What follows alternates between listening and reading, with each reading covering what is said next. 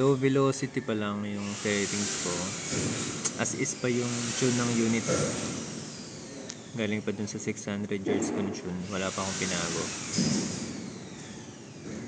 So, meron akong mga 20 plus na shots kanina. Nag-seasoning lang muna ng barrel. Tapos check ng 0. Check ng average ballistic coefficient. Kanina kasi ang laki ng spread ko dahil naka-power down pa sa unit. Nakalimutan ko siya tama pala ng setting. So yan, nag-clear na lang ako din. 5 shots lang. Spread 4. Pero ito, very minimal pa lang kasi yung shot. So pwedeng bumuka pa yan habang dumadami yung shot. Ito ang hinahanapul ko. Average BC 0.213. Yan sa average BC niya. So ito yung magiging slug ko for ELR or PRS type ng shooting. Yan, same old unit, very reliable. Yan, ito yung pinang 600 yards ko maliban sa scope. Ilipat ko lang yung scope kasi ayokong mabugbog yung Night Force.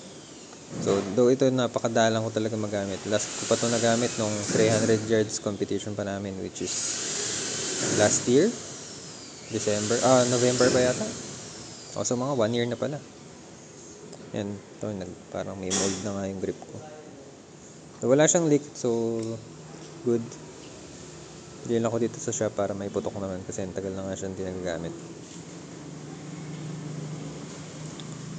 So yun, short sample size pa lang yung nagagawa ko. So check lang ako ng 0 sa 60 yards, yung bullet trap lang niya. So straight pa rin siya, walang binago sa windage. Tapos drop ng bala sa 130. Hindi ko pa lang sinukat, ginropings ko pa lang siya. May mga kailangan lang kasi kumakita muna before ako mag mass produce. So ganun kami mag production, ganun kami mag testing. Kailangan talagang tested siya before i-out sa market. Hindi yung gawa lang ng gawan din. Hayaan si buyer na mag-testing para sa'yo. Since may range naman kami, pwede namin i-test dito mabuti. So yan pala, yung unang groupings ko is yung nasa baba. Yan yung mga first shot niya. Meron lang akong reference. Itong tuldok na to, tingin ko ligaw na bala mula sa number 10 na shot ng 30. So group, yan ang point of aim ko na lang din. Bullet drop dito. Yan, check lang ng groupings. Tapos second groupings. Yan dito. So 5 shot. Ito na yung 5 shots na nandito ngayon sa chrono. Yan na siya.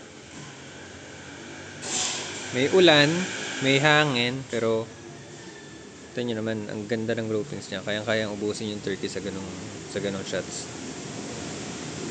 Yan. Ang tune ng unit is for 30 o 34 grain. Nakalimutan ko na. Check ko na lang sa baril ko. Hindi pa siya na-tune dito sa ginagamit ko ngayon na bala na tinetesting. Kasi as much as possible, gusto ko nakapirme lang siya sa isang tune. Unless talaga mag-switch na ako ng bala. Si FX Pantera ko kasi is nabenta na. Yun sana yung gamitin ko for ELR. Since di ko nagagamit, inayaan ko na siya mabenta sa iba. Yung pinaka pang demo namin dito sa shop yun, si Pantera. So yun, sa mga interested, yan, soon i-test ko lang din muna siya sa mga extreme na long range. Then saka ko i-out sa market. Hintayin nyo na lang po. Maraming salamat.